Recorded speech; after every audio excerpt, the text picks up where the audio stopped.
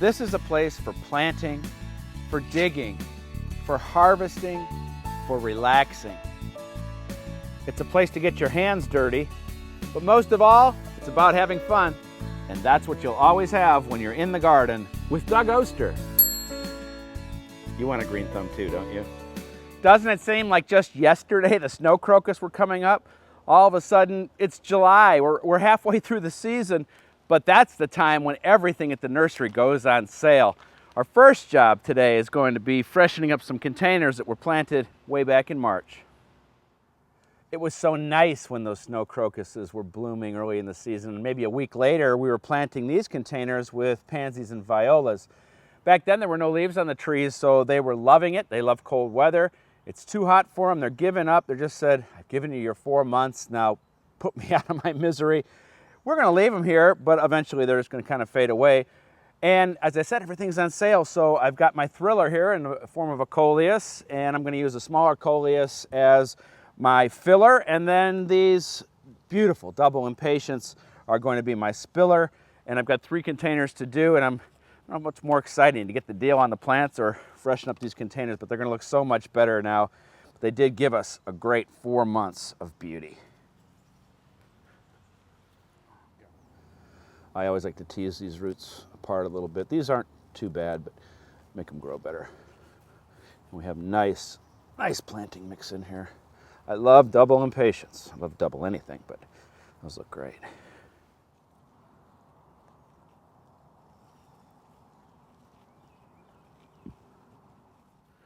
All right, I'm gonna water this in and wait till you see the next bargains I got. You can get the same deals. Well, check these out. $6 a piece. There's 4 different plants in here, and this is gonna be an instant hanging basket, and it's gonna be on the cheap. We're not paying 10, 20, 30 bucks for a hanging basket. I saved one from last year. We're gonna plant it up, and hey, look up. We still have half the season left. All right, $6, and this thing's gonna bloom until October. And I'll put you right in there. Check that out. Oh man, I'm loving it. All right, I gotta find a place for the other 2, but then the vegetable garden, we've got some serious issues in there. I like this.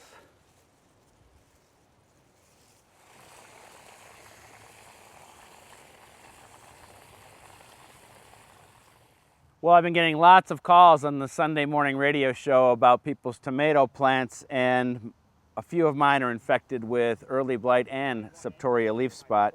Now, that disease will not kill the plant, but it slows it down, and all I do is remove the infected foliage, and I'm not going to put it in the compost pile, that's for sure. It's going to go into its own separate area.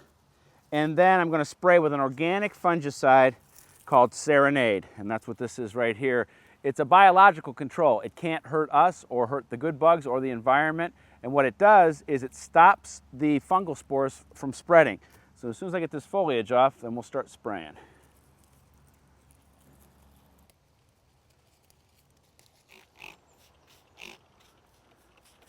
Gotta make sure the whole plant is covered. The next problem we have to talk about is much more serious, and that's where that cage is there.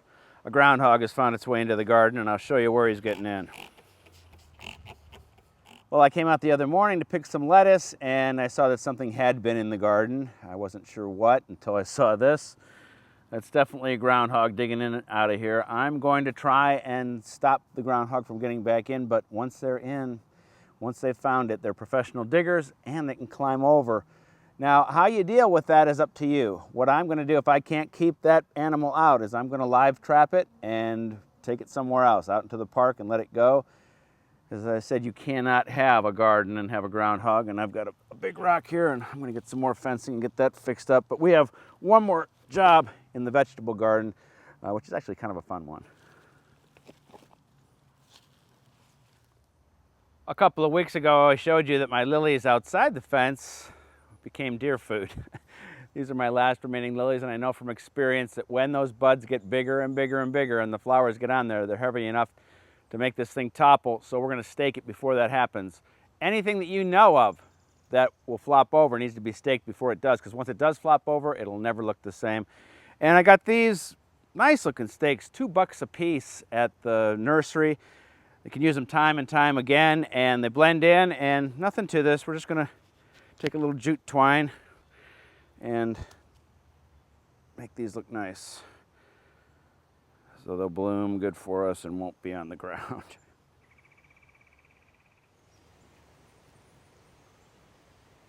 Nothing too tight, just so they stay up. Well, one thing you'll never see when a snow crocus is blooming is a tomato, and look at this thing, just in the blush, and there's one right behind it.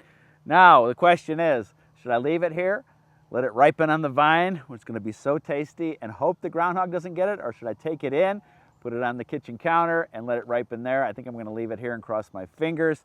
All right, let's finish up. That's a nice looking tomato. Can't wait. The other thing I've been doing is going to the nursery and looking for interesting garden decorations. Maybe that'll scare away the groundhog, I hope so. For more information about everything we talked about today, check me out online. That's where my blog is, lots of other videos, and a story I love on a program called Homegrown from Phipps. They're teaching people how to garden and giving them everything they need. Now, until next week, I'm going to be going back to the nursery and looking for bargains. We'll see you then.